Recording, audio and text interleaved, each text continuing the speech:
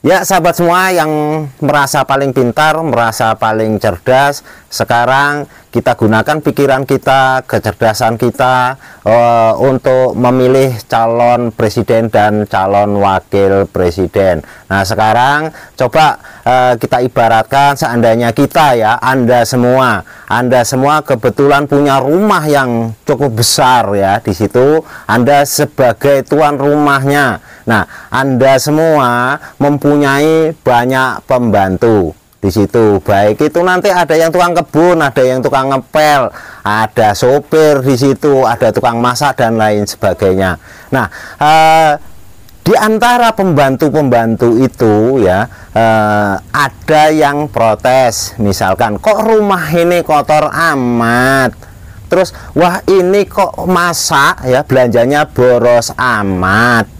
Ya, sementara pembantu itulah yang sebenarnya bertugas membersihkan rumah kita yang kotor, tapi dia justru hanya bisa mencaci, ya, ngomong kok rumah ini kotor ya, lantainya kok licin ya, padahal tugas dia untuk membersihkan. Terus, wah ini untuk pembantu yang biasa belanja, kok ini boros ya pengeluarannya segala macam, padahal itu sebenarnya tugas dia, ya. Nah, kira-kira ya, kalau kita memang katanya cerdas, ya, kita semua katanya pintar, apa yang selayaknya atau sepantasnya kita lakukan sama pembantu itu, ya.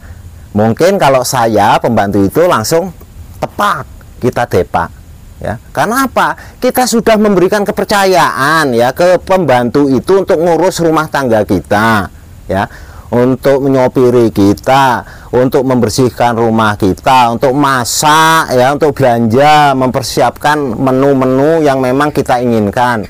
Ini malah nggak kerja, malah bisanya cuma nyalahin. Ada ya pembantu itu yang kita dapat dari yayasan penyalur ya, asisten rumah tangga atau pembantu ya.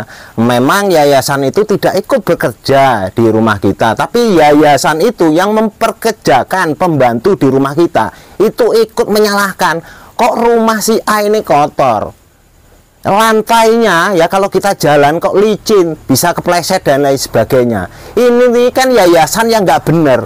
Berarti dia ya tidak bisa menciptakan pembantu yang memang bagus, yang memang bisa bekerja sehingga dikirim ke rumah kita, ya.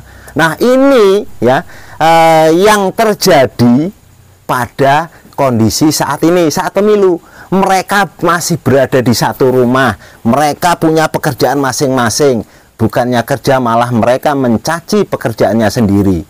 Ya, kalau kita yang menjadi pimpinan mereka, apa yang harus kita lakukan? Seharusnya ya, kalau menurut logika kita ya, kalau memang kita nggak bisa bekerja, ya sudah berhenti, nggak usah di rumah itu lagi, nggak usah bekerja ya sebagai pembantu di rumah itu. Wong menteri itu pembantunya presiden, ya. Dan juga menteri itu ya dikirim ya, selain daripada profesional, menteri itu dapat dari kader-kader partai politik. Nah, wong kadernya ada di dalam pemerintahan itu kok ikut mencaci. Itu kalau saya ibaratkan seperti yayasan yang ngirim pembantu, malah yayasannya ikut nyalahin. Terus menterinya yang sebagai pembantu presiden ya, ini kok malah nyalahin. Ya, kerjaan dia apa sebagai pembantu?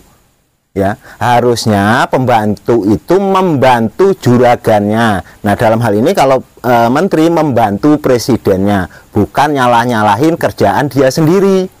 Nah, itu kalau memang yang katanya kita menggunakan kecerdasan dan kepandaian untuk memilih calon presiden dan wakil presiden. Ya, kalau cerdas, benar-benar cerdas. Jangan cuma merasa cerdas dan merasa pintar.